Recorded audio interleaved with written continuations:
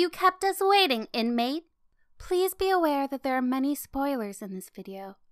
Are you fully prepared to encounter these? You better be.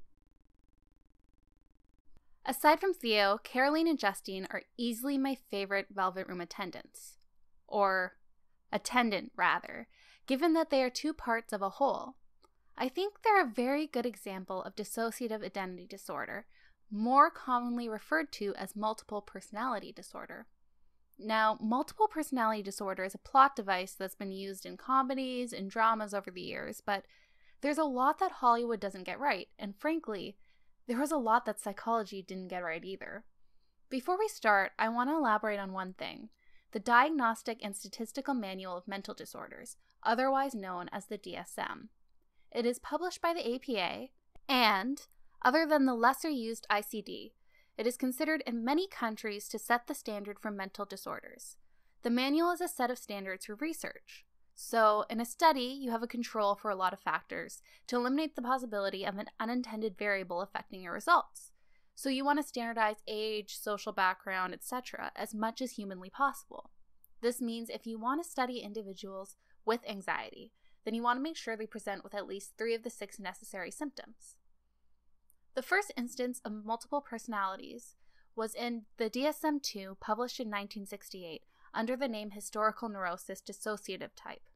The DSM-3, published in 1980, lumped this disorder along with other dissociative disorders and labeled it multiple personality disorder, the term we hear most often today.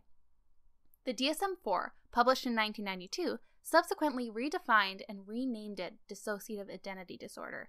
This has been the name of the diagnosis ever since, in both the DSM-4 text revision, published in 2001, and the DSM-5, published in 2013. So you can see how popular culture keeps up with times. The disorder is technically 1 year older than I am.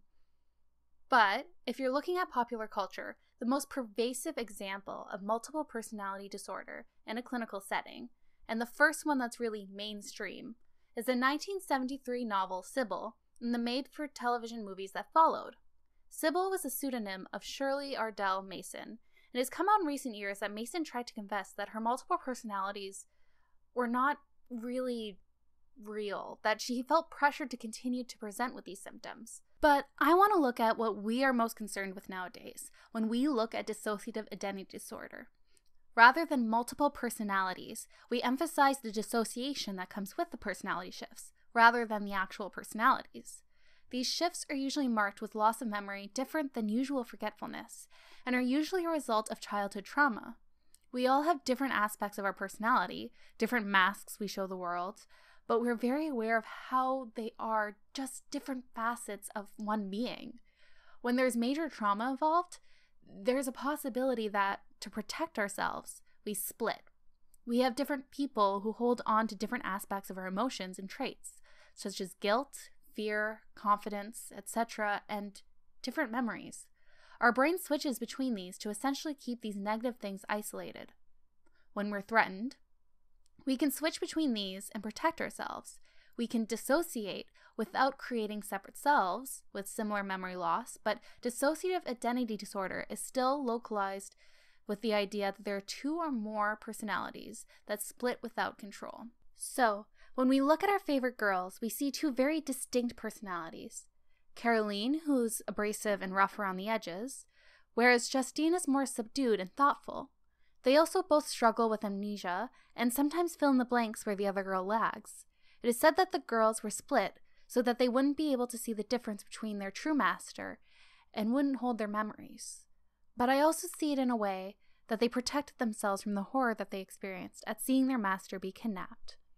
Even though Lavenza isn't necessarily a young girl, as she isn't mortal, she still appears to be younger than her siblings, and we see that her siblings are just as likely to be overcome with emotions.